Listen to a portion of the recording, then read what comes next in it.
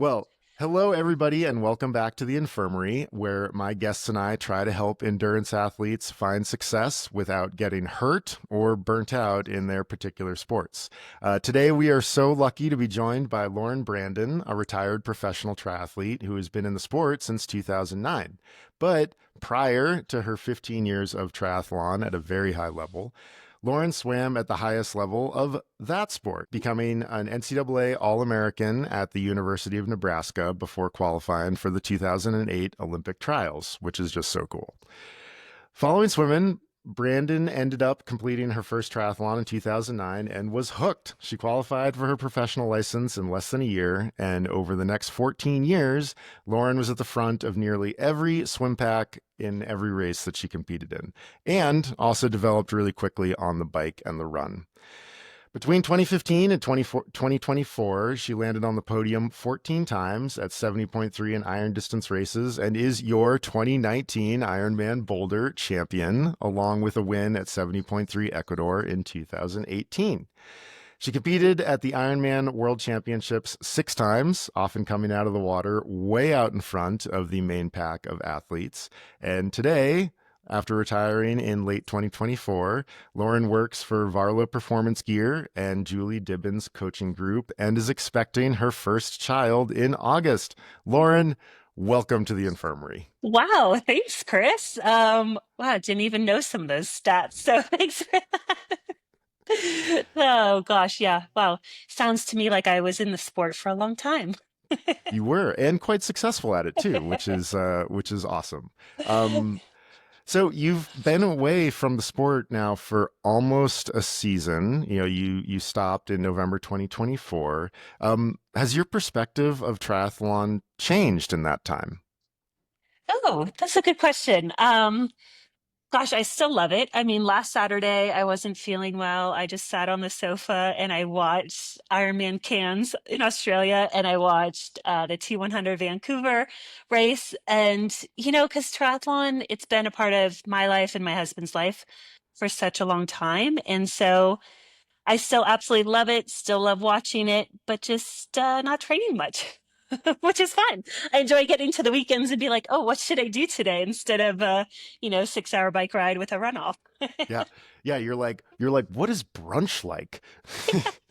Like You mean we I've could just go out to brunch and just enjoy ourselves? yeah, like I've literally never done anything at 11 a.m. on a Saturday and Sunday other than No, those are swimming, usually cycling, or busy, running. busy days, right? Totally. Uh, how about your perspective on your career? You've been away now for about 9 months. Has that time allowed you to kind of reflect on what you did? Yeah, it's interesting. Somebody even asked me the other day kind of how I'm feeling about it when I watch races. How do I feel?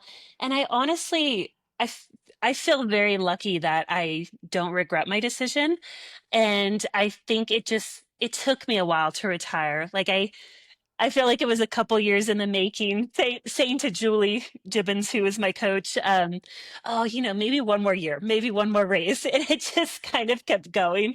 And then you come to this point where you just have to make a decision and just kind of go with it. And yeah, I think it was just time. It was time for me to move on. I had a great career. Like I loved racing, I loved training, loved traveling the world. That was probably my favorite aspect to it.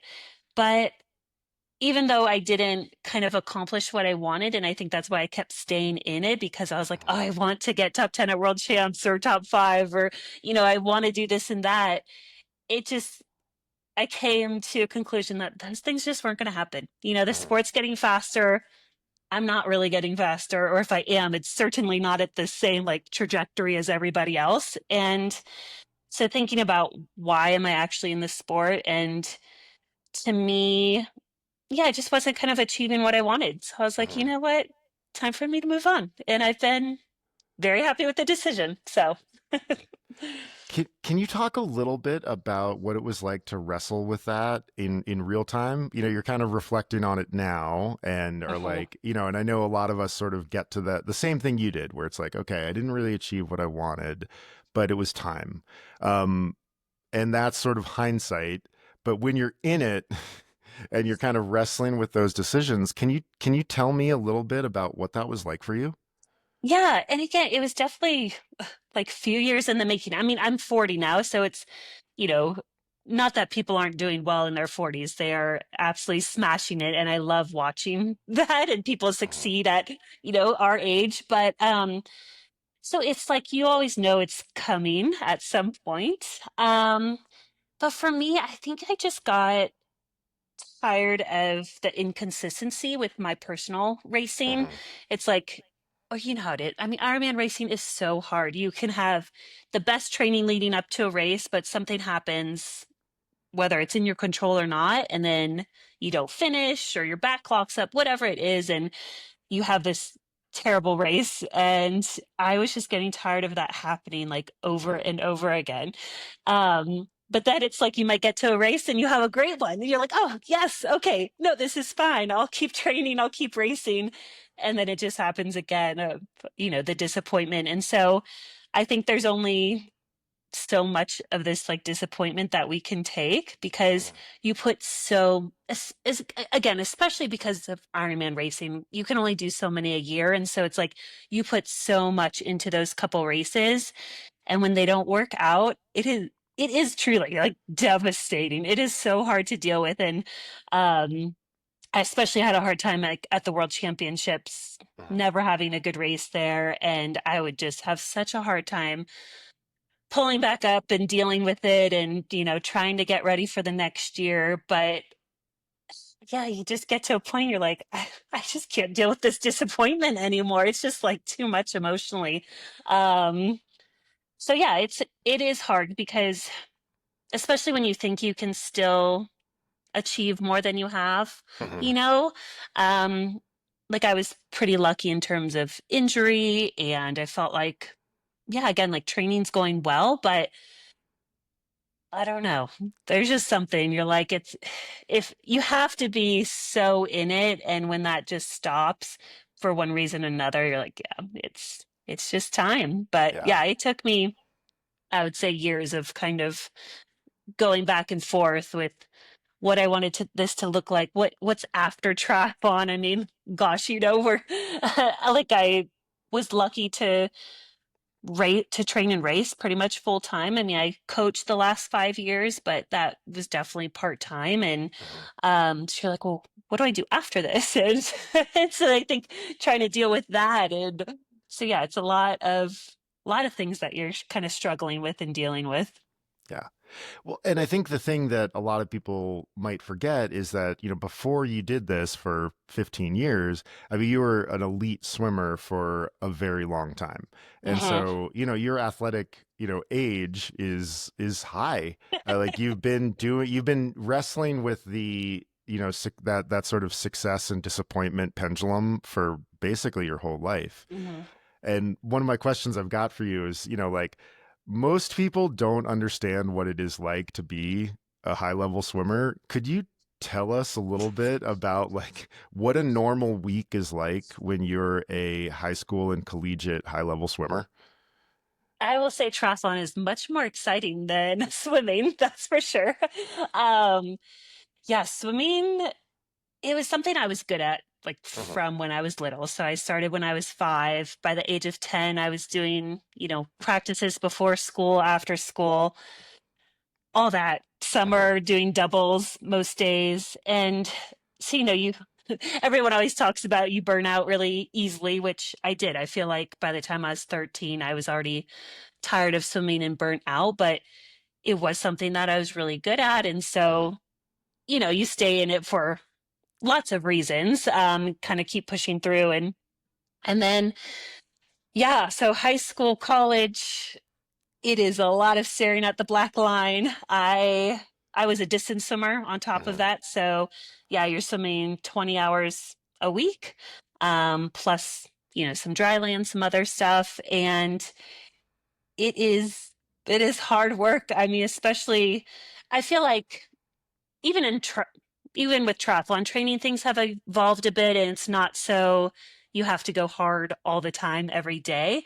But when we were younger, I think that's more kind of what it was. And so it is just smashing yourself day in and day out, being so exhausted, that you can't really do anything else, don't have energy for anything else. So you just try and make it to class, do your homework, and swim. And that was it. It was never, you know, never glamorous, never super exciting, but I don't know, I guess we just have like these big goals for ourselves, right? Mhm. And you have a great team around you, especially, I mean, collegiate sports is something amazing. And I'm still great friends with so many people that I swam with. And so you just, you're in it together and you just kind of, yeah, push each other day in and day out. And um, once the swim career was done and my husband, who I met in college, he was already doing triathlon. I knew that I wanted to get started in triathlon. And yeah, training is way more exciting. Let's Mhm. say that, having the three disciplines rather than, yeah, 20 hours of staring at a black line. Yeah. Yeah, it is such a, I mean, yeah, I burned out when I was 13, like took a year off and then swam to the end of high school, but it's just so different. It's weird. It's a team sport, but it's intensely lonely because you spend Uh-huh. so much of practice underwater. Right, right. Yeah. Yeah, you're like trying to, chat with your friends for like the 10 seconds when you're at the wall. You come in, you say something, and then you go off again. Yeah, so different than, again, like biking or running, where you can Mhm. actually talk with people and it is more social. So, yeah. Other than the obvious like excellent swim ability that you brought over to triathlon, what are some of the like habits of mind or processes or things that you learned from your swim career that you brought over to triathlon? Yeah, I would say, I think learning that progress is not this like just upward trajectory, and Mhm. that training and racing, it's going to be all over the place, right? And so, I mean, I said by the time I was 10, I was already at a high level. And like, then I had a couple of years of never improving, just, I don't Mhm. know, growth spurts or what it was. And that's hard to deal with when you're 11 and 12 already being like, oh, wow, I haven't improved a time in 2 years. But, you just, I don't know. You just stay persistent. You keep working hard even when things aren't going well. And then eventually, things came back around for me and finally like qualified again for nationals and got my scholarship to Nebraska and had a successful career during college, which was great. So I think kind of taking all that and bringing it into triathlon and knowing that training and racing, you're not going to get better every year. You're not going to, Mhm. you're not going to get better every week. And, you and I, we both coach. And so we probably have to deal with a lot of that, Mhm. trying to explain to athletes that, yeah, you might not get faster every every month or every year, or maybe you do, but it's going to be the percentage that you improve is going to be a lot less, right? Mhm. And especially at a high level, it's like when you get really good, the progress you finally make is like very minimal, right? Like we spend Mhm. years to like try and get another 1%. So yeah, I think a lot of that kind of helped me in knowing that you are going to deal with a lot of disappointment and you don't always achieve what you want. We can Mhm. have, it's great to have goals, and but a lot of times we don't achieve them. And that Right. and that's okay, right? It's Totally. okay. Yeah. Yeah, because like the goal just sets the trajectory. It's not the whole, like, just setting a goal, sadly, doesn't mean you're going to go out and do it. But there's always this like misunderstanding about outcome goals, especially in the last few years. Outcome goals have become, sort of this like, oh, don't do outcome goals. And you're like, well, you need to start with an outcome goal Yeah. and then forget it as soon as possible is sort Right. of the approach. And that, Yeah. and I love that you just said like you're not going to achieve some of those goals, but it's the process of aiming for them that gets you what you do get. Right. Yeah, exactly. I mean, we have to have those outcome goals because I think that's what gets us excited, right? It's like, oh, you just signed up for a race in Australia. Hmm. Okay, like let's how are we gonna, what does that look like? What's your goal there? But yeah, it's those 6 months to a year leading up to that, the everyday process goals like you're talking about, um that does matter. And yeah, who knows what that might look like, right? But we we try, and you have to enjoy those process goals, right? Mhm. And yeah, finding joy in getting to that big goal, I guess. Yeah. Yeah. Swimming is one of those things that like I feel deeply misunderstood by triathletes, and then also like there is so much conflicting information out there, and a lot of it is good conflicting information, you know, that could be useful depending on who you are. Mhm. What are some things that you feel triathletes really misunderstand about swimming? Oh, um, I think it's like you said, it's very frustrating for most people. Swimming is difficult to learn as an adult, Hmm. extremely difficult to learn as an adult. And if we look at most triathletes, that's when they're learning. You know, like maybe they were kind of thrown into the pool a little bit, took some lessons as a kid, but most weren't swimming competitively. And so here you are, like 20, 30, 40, whatever your age is, trying to learn this new sport. And it is frustrating. I think it is hard to see the progress sometimes Hmm. that people want, or they don't understand that in order to get a lot better, you're going to have to put in the time and the energy that most people don't have. Hmm. And so I know with a lot of my athletes, maybe they're just swimming once a week, and we just say, well, you're just not going to really get faster in swimming, but we much rather, if you only have 10 hours, 8 to 10 hours a week to train, well, I think we need to put it in the bike and run. And Hmm. then swimming just kind of, it is what it is, right? But if you do want to truly get better, it's like, hey, let's spend the off season. Like, let's get you in the pool a lot. Let's Hmm. get you a in-person coach. Let's work on your technique. Let's do all these things right to kind of help jumpstart that. But I think for most people, they don't have the time to really put into swimming what it needs to in order to get better, you Hmm. know? Yeah, it's such a Yeah. bummer that it really does. I always tell people like swimming's a lot more like golf than cycling or running. Like it's this Yeah. intensely technical thing. Hmm. And you're right. It requires so much time to get those bits and pieces actually correct. Um, is there, I know, like, I'm not going to ask you to, I'm not going to pin you down to like a 100% swimming philosophy because everyone's so different. Like every swimmer is different.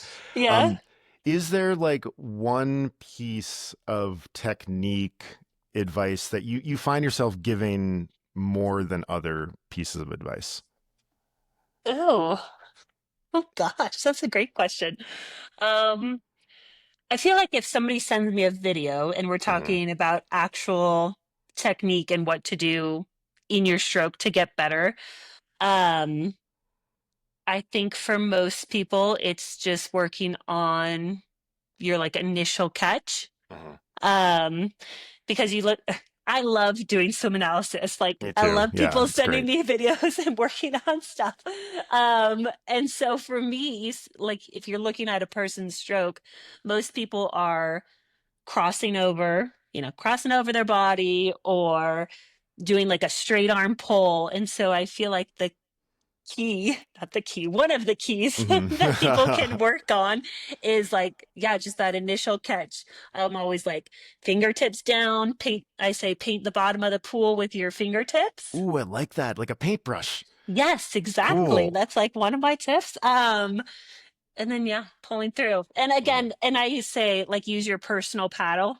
This is probably one of the see, I haven't said in a while. This is probably one of the things though that when people initially send me their videos is we all have a personal paddle, like Hmm. from here to here, and that's what's going to drive you forward. So you have to set that up to move yourself forward.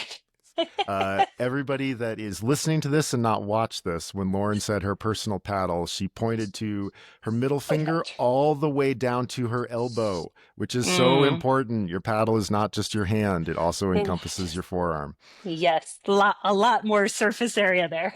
Yeah, totally. If you could return to that 11, 12-year-old youth swimmer who was on a Mhm. plateau, what would you say to her? Uh, I would say, yeah, just don't get frustrated.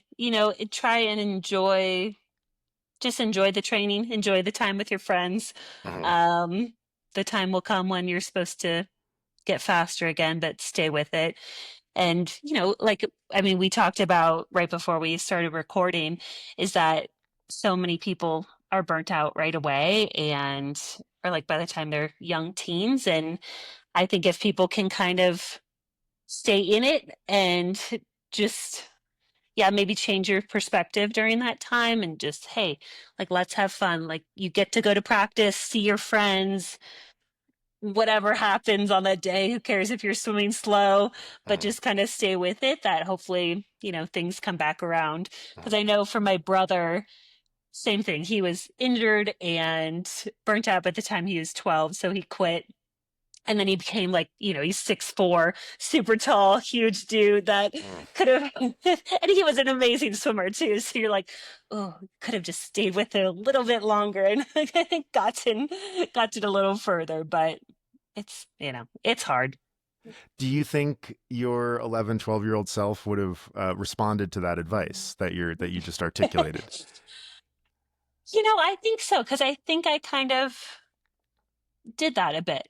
Like I did stay with it. I did enjoy going to practice for the most part, though I went to even though I went to swim meets and didn't perform well, I still again, yeah, enjoyed seeing my friends and hanging out with them. I mean, those are your buddies and you look forward to seeing them every day. And um yeah, so even though it's not quite going the way you want, you're still getting a lot out of it, right? Mhm. Nice. How about as a new triathlete? Like if you could return to 2009, 2010 Lauren, what would you say to that athlete? I would say, yeah, you're not going to go to the Olympics and become an ITU athlete. Oh, that's right. You So started in just short quit now. course. Right. Yeah, I did because my husband was doing Olympic distance. Hmm. And I think being a swimmer, you're Yeah. like, oh, of course I'm going to do Yeah. No ITU problem. and no problem. It'll be fine. And then my first few ITU races, it's like, oh wow, you have to ride with a bunch of people. People are crashing all around me and like I cannot run that fast. So Mhm. yeah, it's okay. Olympics is not going to happen in triathlon. I should have said, oh, start in Ironman now instead Hmm. of waiting until 2016. Yeah. That actually probably would have been a bit more beneficial. I feel like I came in to the long distance when it was really taking off. It Hmm. became super competitive. So it'd been nice to have my feet under the door for a few years before that. Yeah, totally. I think our stories were sort of similar. Like I got the pro card too fast. Yep. Like really Yes, should that's true. really should have sat around and like learned the sport more. And then removed those 4 years of just getting my ass handed to me. Yes, yeah, exactly. Yeah. Yeah. Yeah, that's a really good point. Probably could have waited a little bit to Mhm. take that and just raced a little more. But, there are so many benefits to getting your pro card. And I think for me, being a good swimmer, I found it very difficult being at races and just, you having to like move through the whole field and then the whole field's coming by you on the bike. And Mhm. for me, I felt like it was more of a safety thing. I just wanted to like be in the front and do my Mhm. thing. But yeah, probably getting a little bit more experience first would have been good. That kind of yeah that fits really nicely with my next question, which is like when you come into triathlon from a single sport background, there's usually a lot of adversity of adding the two new sports. Could Mhm. you tell me a story about dealing with some adversity in either cycling or running, and then how you overcame that adversity?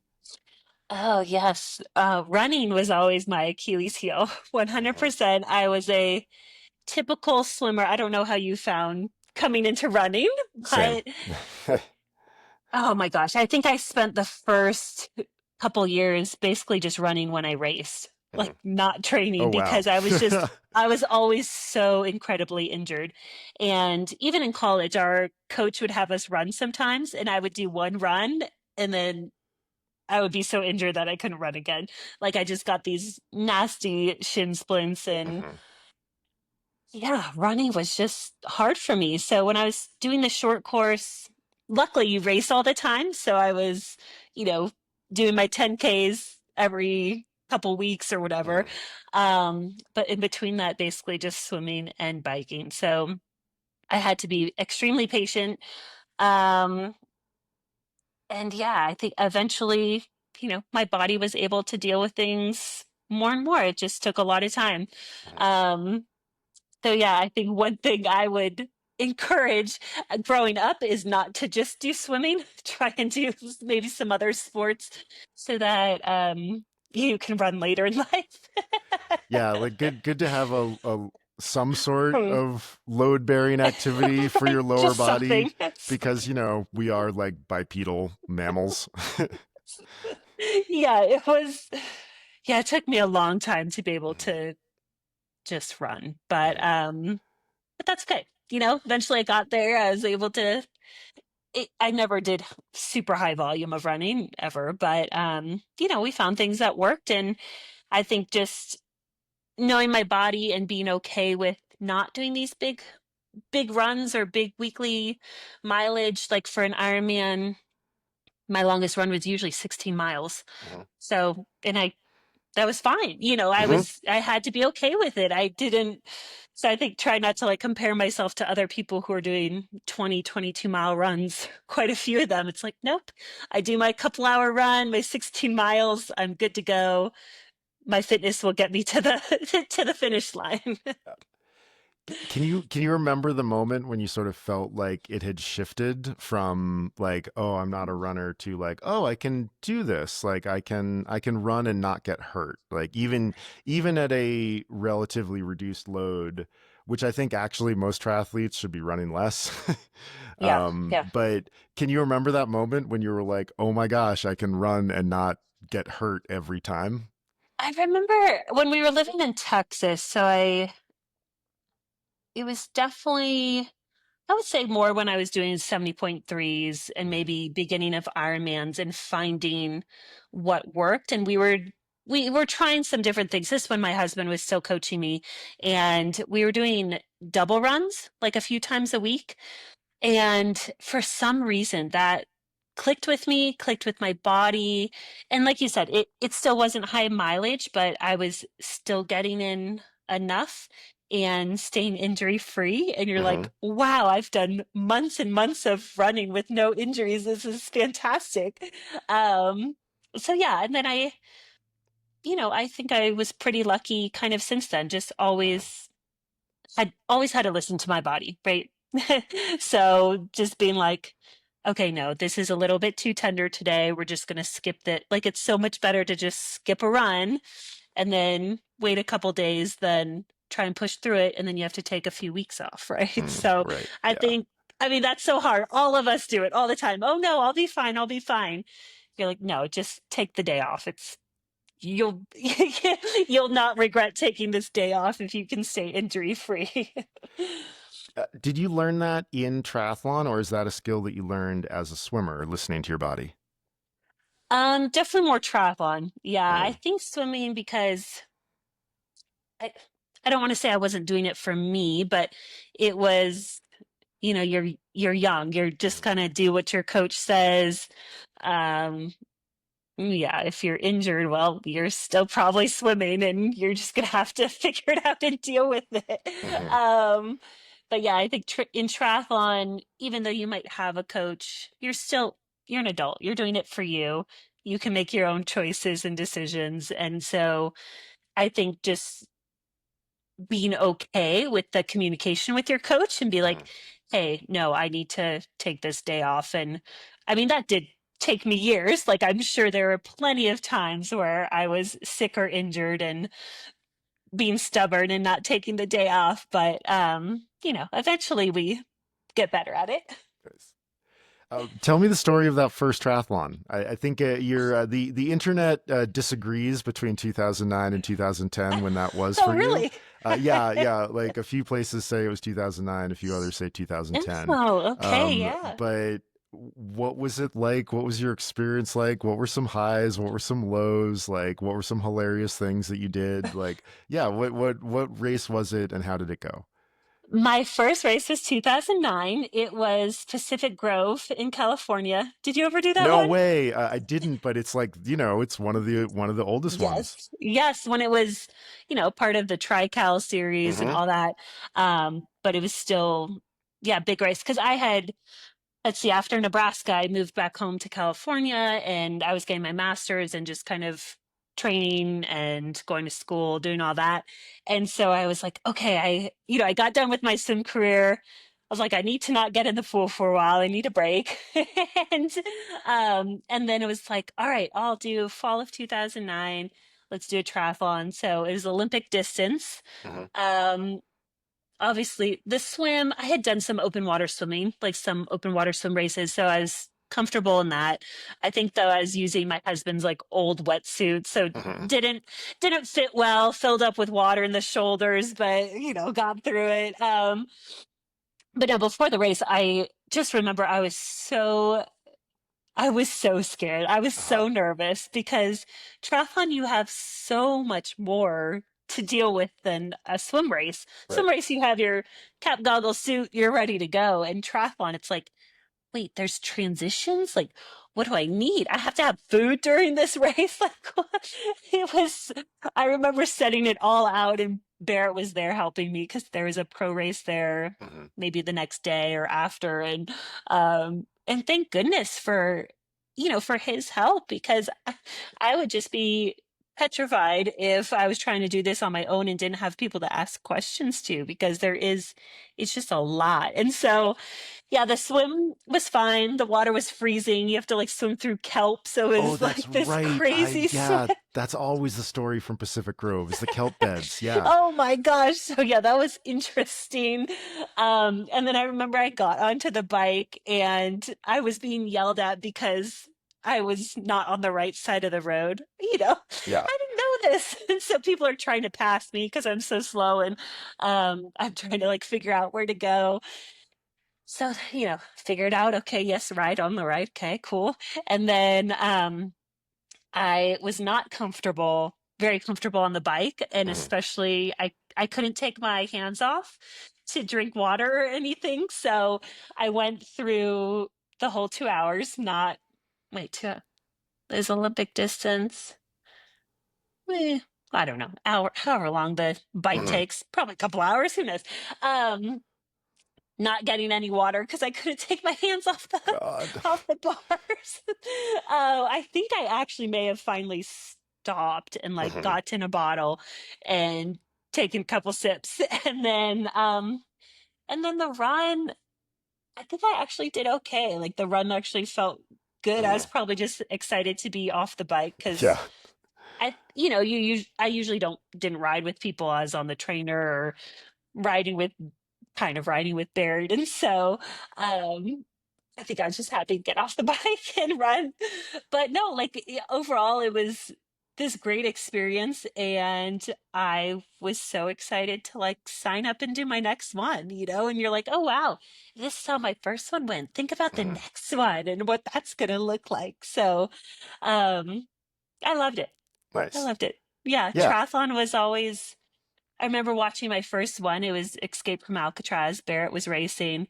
And again, I just like the atmosphere of, especially these big triathlons, right? They're just amazing. And just to see everybody, I think like all ages racing. And I'm like, oh my gosh, if this like 70-year-old person can do this, I could do this. And Totally. um, yeah, it's just always like so inspiring to watch other people racing, I think.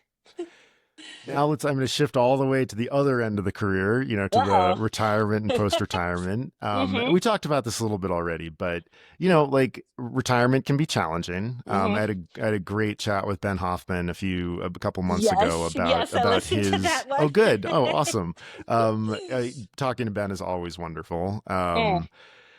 Has anything unexpected come up for you emotionally since you retired in November? Emotional. Not honestly, not really. Like a lot of people, it's funny because I think most people think it's going to be really difficult. I mean, it has been something I've done for a long time. And um, when people ask me, like, how are you doing? Like, how are you feeling? I think people think that I'm gonna like not be in a good place or something. But I don't know. I think, again, the decision wasn't easy. Again, like I Mhm. said, it took me a couple years, but once it was made, I was done and just kind of, hey, time to move on. Like, there's more to life, more to this journey, and let's kind of get to the next step. And um, I thought now it'd probably be different if I wasn't pregnant, but um, I definitely thought I would need some more goals for exercising, working out, doing this stuff, but I've realized I'm really fine with just like doing 30 to 40 minutes most days of whatever while it's hopping on Mhm. the trainer, going for a run, or just moving the body a little bit, and that's enough for me. Like Nice. I don't need to do anything else. Is that gratifying for you? Kind of being like, oh, I really made the right decision. That like it sounds to me what you're saying is like, oh, this was exactly the right decision at the right time. Does that make you feel? Does that change how you feel about the decision? Yeah, actually that's a great way of putting it. I guess because of my feelings, yeah, it was the right decision. And you know, I, well, I don't really have regrets anyways. I feel like you make decisions, you just kind of go with them and move Mhm. on. But also it's something, I mean, Chris, we can go back to sport whenever we want, right? Totally. So it's Yeah. not like this, just because I said, oh, I'm retiring.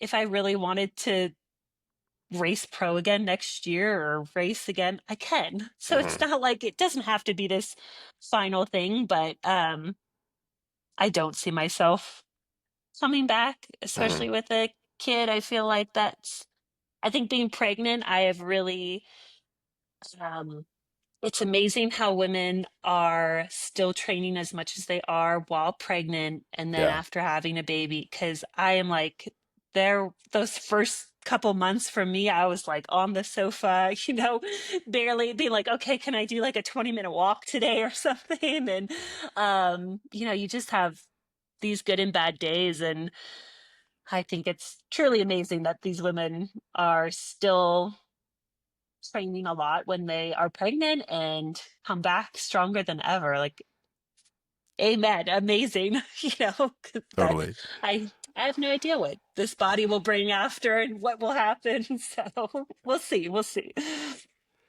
Speaking of new things, you've got a new job at Varlo Performance Apparel, Mhm. and one of your jobs is being the liaison with Varlo's professional athletes, and you have experienced that on the other side. You know, you have been an athlete who is working with several sponsors.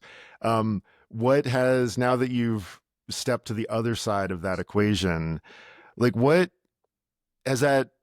What have you learned? Yeah, it's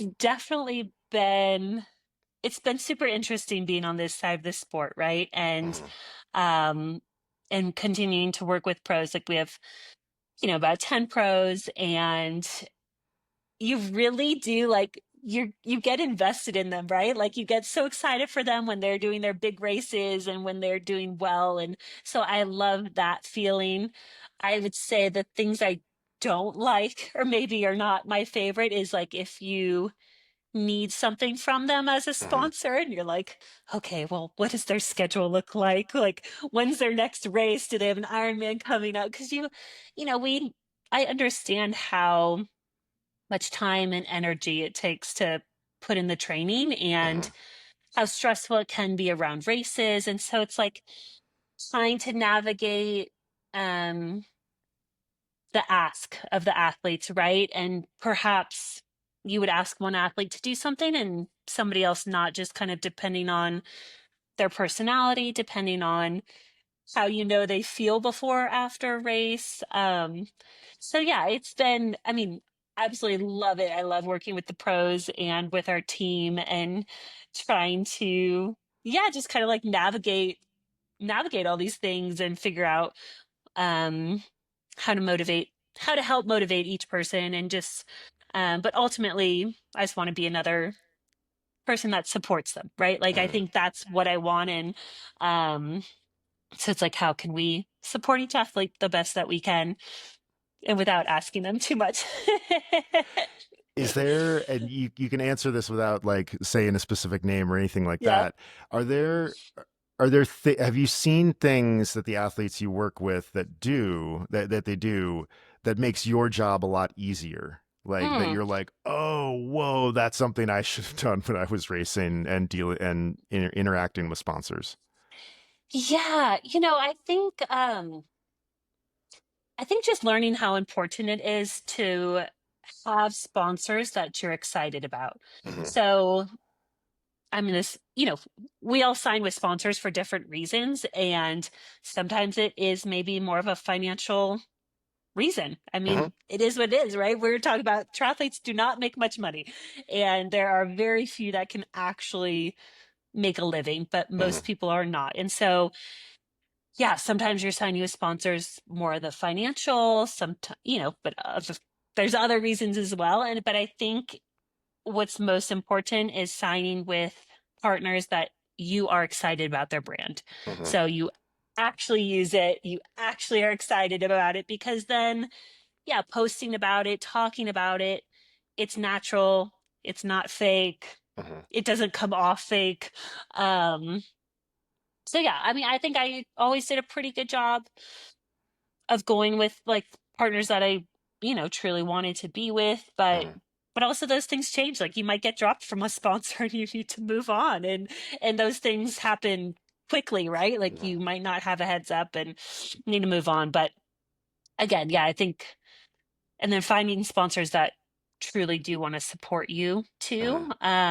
Because I know sometimes I would sign with someone, it's like you don't even hear from them ever again. And you're like, well, what's the point if there's no relationship? So I do, I've tried to be a good communicator with the pros, like checking in, hey, has your race schedule changed? What do you guys need? What can we do? And um, just making sure that they feel comfortable talking to me and communicating with me, right? Hmm. Um, because yeah, I mean, I'm sure you had sponsors that you didn't want to reach out to because I don't know, maybe not scared, maybe that's not the right word, but you didn't feel comfortable even like asking for a Totally. new kit or new whatever. And yeah, it's a lot easier when you just can kind of have a nice, easy communication with somebody.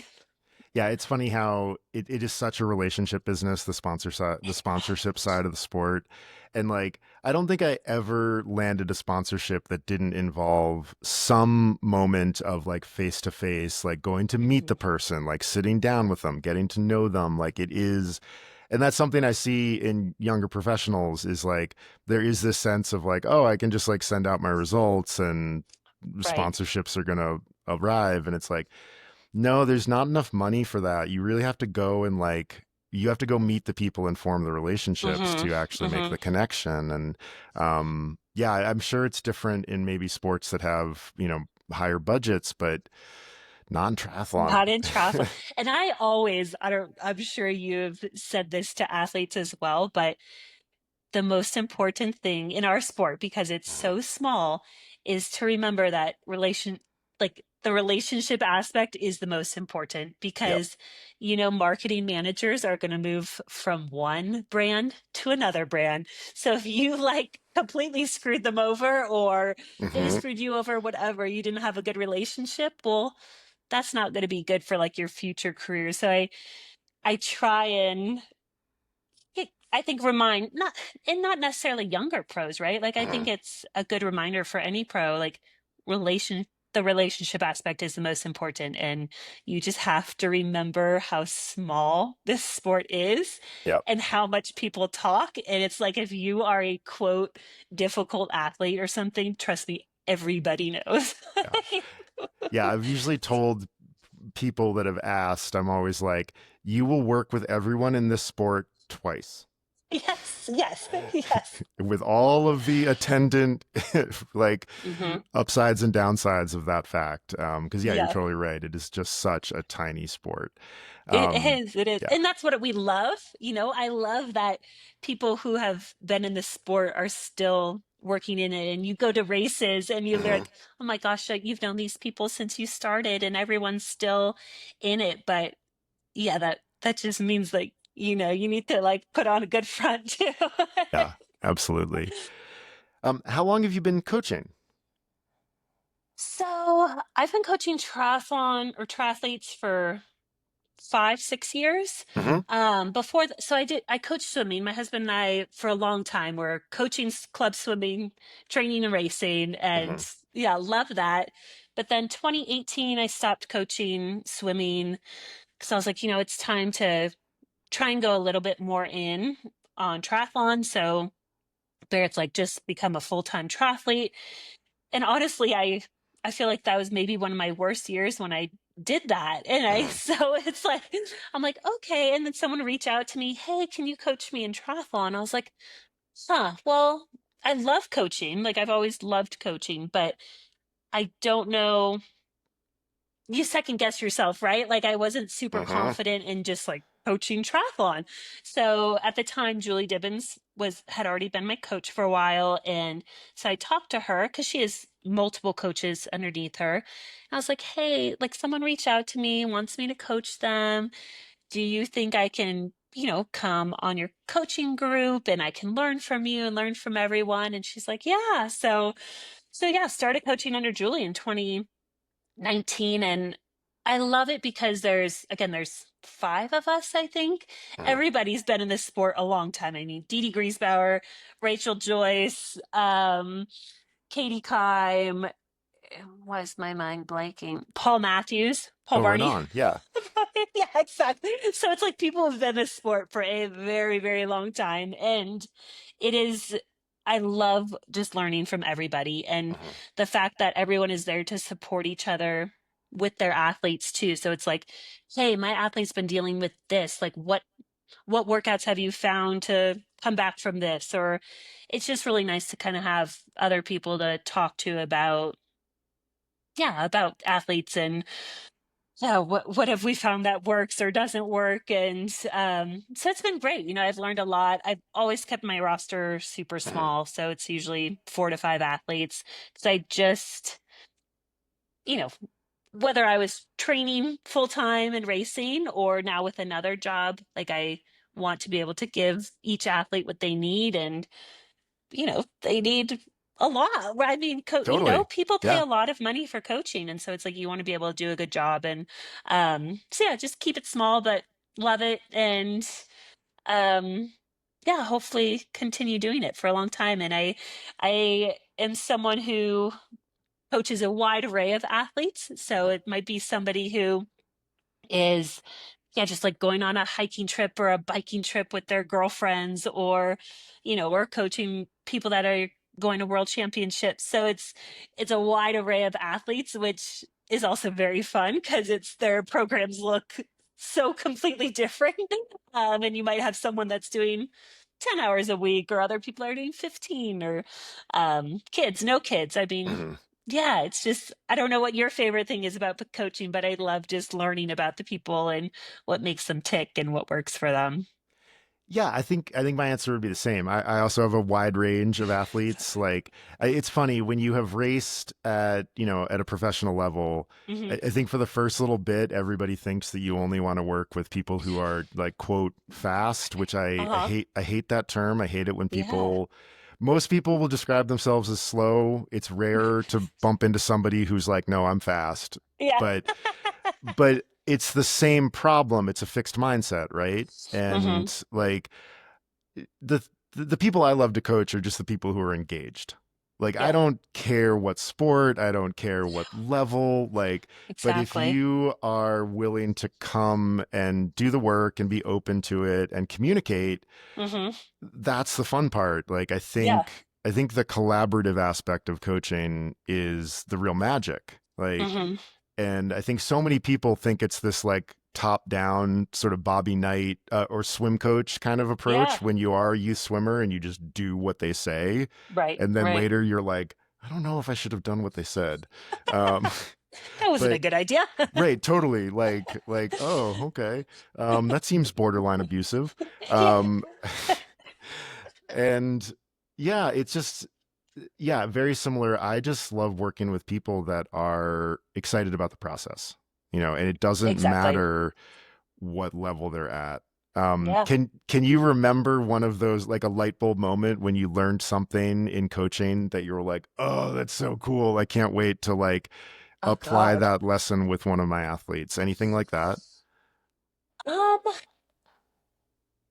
I think it's been more realizing that there's nothing like special Hmm. to, I don't want to say there's nothing special to coaching. That's not how I want to come off, but like we can all give different workouts and whatever, but in the end, it's like what really matters is that, like you said, somebody's invested, they're committed, um, they're consistent with their training. Like Hmm. that probably has to be the biggest thing. And so I think it's just more, again, finding what works for each person. Like in my head, like I think sometimes I've had a hard time because, oh, I'm super low mileage runner. Hmm. Well, some people can actually handle quite a bit, right? So it's like if somebody can, then it's okay and you can push them. And or it's like, oh hey, like maybe this worked for me. Well, that's not gonna work for somebody else. Or Hmm. um yeah, I think just love always hearing about what other people are doing and what's worked and not worked um and just how to motivate people, you Yeah. know and also learning like hey yeah some people can get up, do a training session, work all day, do another training session, and they're happy doing it, they're excited to do it, and their bodies can handle it. And other people, they will be burnt out like Hmm. week two, right? So again, yeah, everyone's just so different and it's crazy. Yeah. I love hearing that. Like, so I feel like there are a lot of high level athletes that become coaches that kind of just do what they did. Right, And of right. course, that's like, that's going to work a very small percentage amount of the time because, you are unique. Hmm. And it's just great to hear that other coaches are out there really thinking about like, okay, I can't do what worked for me. Like, I really have to Right. find out what's going to work for this person. Yeah, yeah. And I would say most of the people I work with are women who are maybe Hmm. 45 to 55. I don't want to say that's like my niche or anything, but I don't know. That seems like, I guess I usually, like with women that age, there's so much going on, right? And we're going Hmm. through menopause, and it's like, okay, you can't do this much intensity. You have to have more recovery, or, and so I think trying to yeah, just have a communication about that and knowing that, hey, you can still be an incredible athlete going through all the things your body's going through. We just have to find what works for you. And like, Hmm. we've seen, I think, quite a few athletes kind of come over who their old coaches were just so much intensity. And I'm like, Hmm. just because your husband's doing that or just because this person's doing that doesn't mean that's going to work for you. And you can still be at your best. We just have to balance things a little bit Hmm. more, right? Yeah. So, yeah. Nice. I just got a few last questions, and Yeah. these are a little sort of more rapid pace questions. But if you could broadcast a message to all of triathlon, what would you say? All of triathlon. Hmm. Oh no. This is not going to be very rapid. That's If I okay. could broadcast to all of triathlon, I would say just remember that we're supposed to be doing this for fun. Yeah. I think a lot of people get a little bit caught up in it sometimes. And, when we go to races, you're in a new community. Let's like, be nice to everybody. Let's just Hmm. like enjoy it a bit more. Yeah, it's supposed to be fun.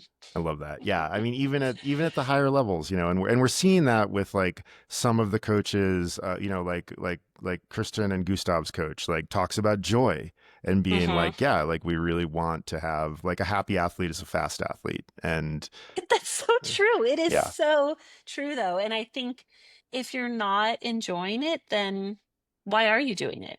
totally right. Yeah, If exactly, it's and if it's literally not like if it's just stressing you out more, it's making your family upset, Mhm, like I don't know, your body's breaking down, all of these things, well then why are we doing it? You don't have to. You totally. know, Good. we can find something else that makes you happy. Uh, you may have already answered this with previous chatting about coaching, but is there a piece of like coaching advice or just a piece of coaching that you have found yourself returning to more often? Um, Honestly, I think and this is so like cliche, but just consistency is key. Hmm. I think even me starting to coach people, I always had to remind myself of that same thing. And again, like I said, if you're starting to come down with something and you're getting sick, it's okay to be like, hey, I'm not feeling well today. I'm run down. Let's take the day off and we will see how tomorrow I feel, right? Hmm. Because too many times, I mean, I'm sure you did this all the time too. Too many times you're like, oh no, I'll be fine. I'm not sick. It's allergies, all this stuff. And it's like, and then a week later, you're still dealing with it. And then you have to take like many days off. So, Yeah, the yeah. double dip is the worst. So, Like, yeah, because you're like you lose. You can end up, rather than losing, 2 or 3 days of training, you can lose 2 or 3 weeks of training. you Yeah. can if you really run yourself into the ground, which, yeah, we've all experienced many times. And that's okay. um. Also, making sure you're taking downtime after like an Ironman. So many times you're like, oh, like I feel okay. Let's get back to running or let's get Mhm. back to this. And I always feel like when you push it too quick, that like you might not see it until week 2 or week 3, but it can hit you really hard if you don't like actually rest like you're supposed to after an Ironman. Even if you're feeling good, just take a week off. Just, let the body Yes. recover. Oh my God, everybody, please just replay what Lauren just said. Take a week off. Take a week off. Take a week off. I mean, you can like go for some walks or an easy spin, but you don't need to get back to running. You can move, but doesn't need to be much. And if you want to take the actual week off and do nothing, then do it. Yeah, I exactly. think It's a it's more great, like emotionally, right? You might need it totally. or mentally. Yeah. Are there any books, podcasts, or films you love that recently you can't get enough of? And it doesn't have to be athletics or anything, but just widening it out to the wider, perspective of you as a person. Like, what are Mhm. you into recently? I'm listening to a lot of baby Uh-huh. podcasts. Like, yeah, what might this look like? Uh-huh. And any tips? Yeah. So I've definitely added some baby podcasts to my life. And also just videos again of yeah, like how is this all gonna look? Mhm. What should I expect? All these things. But for the most part, I listen to a ton of triathlon podcasts. I don't know. I like I said, I still love the sport. I love being involved with it and hearing people talk about it. And so if you like go onto my playlist, it's yeah, all these triathlon podcasts. Love it. What is one that you have like, is there one that you kind of return to above others, just to give people like ooh, here's what Lauren Brandon is listening to kind of I thing. mean, I definitely pro tri news every week. I'm Hmm. ready for it to come out and just I think because they do a recap of the races that have happened. They're talking about upcoming races. Like I'm sure I think one dropped yesterday. I'm sure they're going to talk about Ironman Frankfurt this weekend, Hmm. which that field is going to be absolutely insane. Um, I know that's not good timing for us Americans to watch, though, Hmm. unfortunately. Um, but yeah, so I feel like they always, yeah, are just kind of giving a little bit of update, or maybe I missed something in the news about something. So I feel like you can kind of um, get back on or just hear about what's going on, which is nice.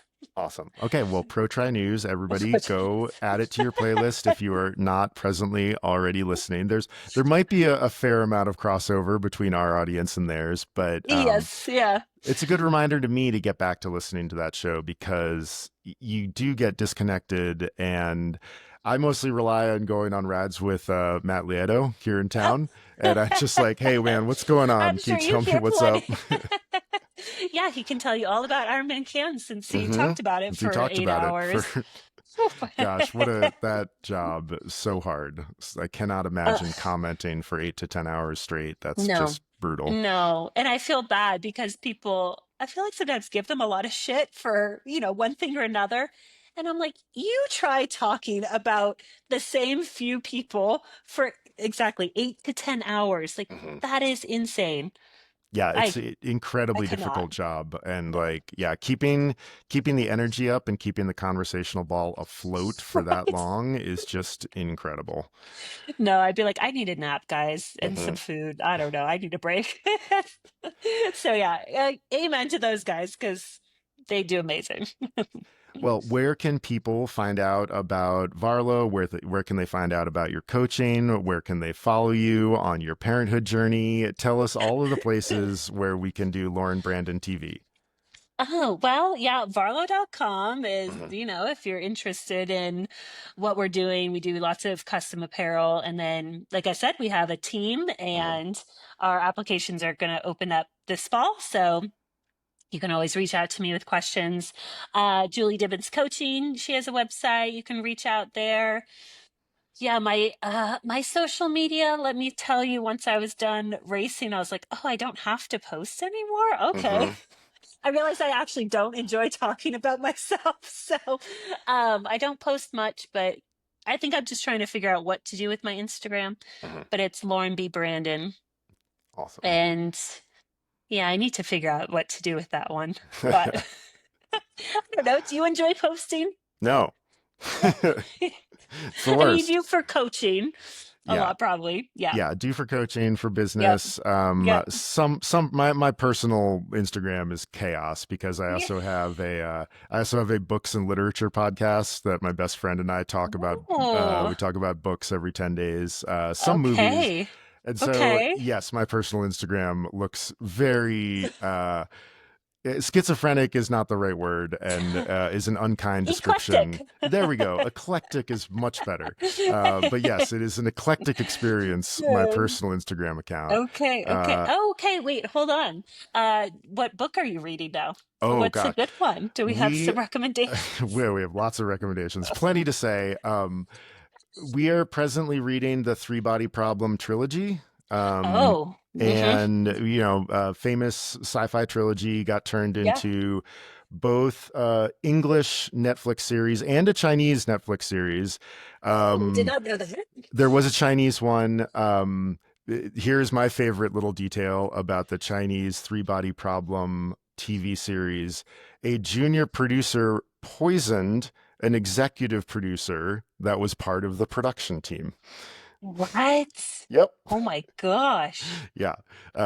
Jesse and I ask each other a trivia question every week, and that was mine. Oh wow. Yep. Okay. Well, I'm Yep. gonna have to read on this because I mean, obviously, I saw the American version on Netflix, and yeah. Yeah. So Okay, so you're the reading all those. Nice. we just our first episode. So we do 2 episodes per book. So we're doing 6 episodes for Three Body, and I thought the first book was remarkable, like Yeah. really pretty amazing in terms of the way that he does exposition and unfolds information. Mm-hmm. I'm struggling with book two.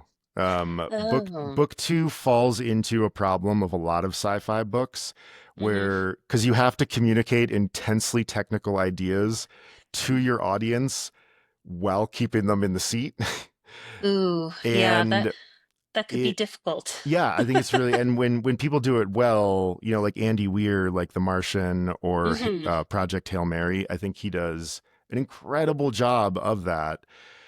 It's probably a translation thing with Xishan Liu Hmm. and the Three Body Problem, but I have felt like the first 300 pages of book two is essentially like setting up the most complicated board game you've ever played. Okay.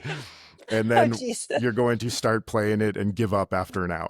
Yeah, you yeah. know, I yeah. feel like that's a problem with lots of books or series or whatever. Uh-huh. Usually you get a really good first one or first season, first book, whatever it is, and then it's hard to keep it going. Yeah, totally. Well, thank you I'll for have to doing. listen to that podcast. It's called Upper Middle Brow. Okay, okay. And I like it. what we try to do is we do books or movies that are high craft, like Yep. really well put together, but also have like wide appeal. Okay. So Yeah. like Andy Weir is a perfect example where it's Hmm. like, okay, these are popular books, but he really knows how to write. Like he's a Yeah. really good author. But yeah, please listen. We Love have it. about 40 regular listeners, apparently. Perfect. I Uh, like it. it's mostly an excuse for me and my best friend to like talk about books every couple weeks. Hey, might as well record it. I like Yeah, why not? So, it. well, I'm glad we did a little like crossover with Upper Middle Brow. But Lauren, this was so awesome. It's so great to see you. It's been too long. I know. And thank you so much for coming to the infirmary and helping other endurance athletes avoid some of the pitfalls that can happen in our sport. I really Uh, appreciate your time. Thanks so much, Chris. I appreciate you having me on. And yeah, great catching up. I feel like we need to do this a little bit more often because it's been a very long time since we saw each other. It's So been a bit, but thank you so much. And yeah, let's do it again after probably you get through having a child. sounds good. We can talk all about that if you want. I'm always curious. Well, Thanks. thanks again. We'll see you soon. Bye.